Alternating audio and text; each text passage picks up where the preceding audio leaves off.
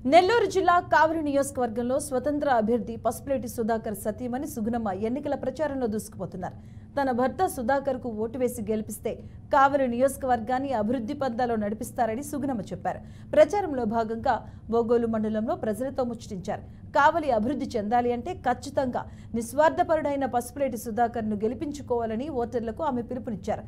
తమను ఎవరో బెదిరిస్తే బెదిరే వాళ్ళం కాదని, తనను రాజకీయంగా ఎదుర్కొనలేక దుష్ప్రచారం చేస్తున్నారని సుగుణమ్మ మండిపడ్డారు. అరుంధతి వార్డులో ఉన్నాము. మేమేదో చిన్న 2 హామీలు ఇచ్చాము. ఆ 2 హామీలు మేమైతే నెరవేర్చాము. ఇంకెక్కడ ఏం మార్పులు లేవు.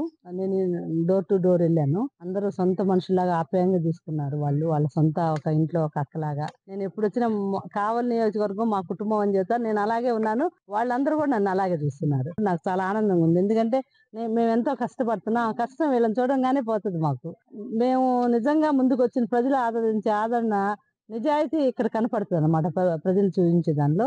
అట్లాగే ఇక్కడే కొన్ని పనులు చెప్పారు. మనకి పొలాలు ప్రాబ్లం ఉందంట, గుడి ఒకటి అడిగారు. తప్పకుండా చేస్తామని హామీ ఇచ్చాము. ఖచ్చితంగా మేము గెలవంగానే ఇక్కడ వాళ్ళకి గుడి, అమ్మవారిని పక్కన పెట్టి గుడి కట్టిస్తున్నాము.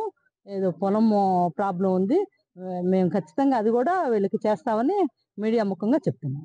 మా పిల్లల్ని వదిలేసి మేము ఇక్కడ ఉండి అందరి కోసం చేయటం అనేది 100% చేస్తున్నాము.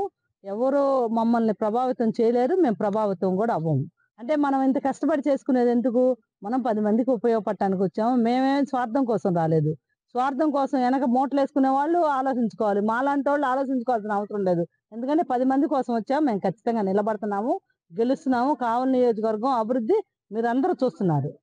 మా మా అవసరం ఉందనుకుంటే అప్పుడు కూడా వస్తున్నాం. ఎందుకంటే మనం ఎవరైనా పట్టుకూటు కోసం పని చేయాల్సిందే, ఎవరైనా కానీ. అలాగే మనం పని చేసుకోవాలి, బతకాలి. కాబట్టి మనం అక్కడ పని చేసుకొని, మనం తెలంగాణలో పని చేసుకొని ఆంధ్రప్రదేశ్లో వచ్చి పెడుతున్నాం. ఇక్కడి నుంచి మనం ఏమి సంపాదన ఆదాయం మనకు లేదు. మనం కష్టం చేసుకొని రావాలి. మనం మన సొంత నిధులే ఖర్చు పెడతాం. మనం ఏదన్నా గవర్నమెంట్ దానిలో లేవు కదా. అందుకని మేము ఎవరు అవసరం ఉన్నా మా దగ్గరికి వచ్చిన వాళ్ళకి ఖచ్చితంగా చేస్తున్నాము. మేము అందరికి అందుబాటులో ఉన్నాము. మేము లేకపోయినా మా బ్రదర్ల చేత వర్క్ చేపిస్తున్నాం అందరికి. మా మాట అంటే వాళ్ళు చెప్పేదే చేస్తారు, తప్పరని ఖచ్చితంగా వాళ్ళు నమ్ముతారు ప్రజలు. మేము ఆ మాట నిలబెట్టుకుంటాము. ఎందుకంటే మేము ఎప్పుడైనా కానీ ఒక మాట మా నోట్లో నుంచి ఎప్పుడైనా మేము పుట్టి పెరిగినాక మా సారు కానీ నేను కానీ మేము అబద్ధాలు ఆడము. మాకు చెప్పాల్సిన అవసరం కూడా లేదు. భగవంతుడు మాకు బ్రహ్మాండంగా ఇచ్చాడు. మా పిల్లలు సెటిల్ అయ్యారు. మేమేంటి మా నియోజకవర్గం కోసం బాగుండటానికి మేము వచ్చాం. మా మీద బురద తల్లి అవన్నీ చేసుకుంటే వాళ్ళు ఇబ్బంది పడతారు. చూడండి, మీరు అందరూ చూస్తారు. ఎందుకంటే మేము నిజాయితీగా 100% నిజాయితీగా ఉన్నాము.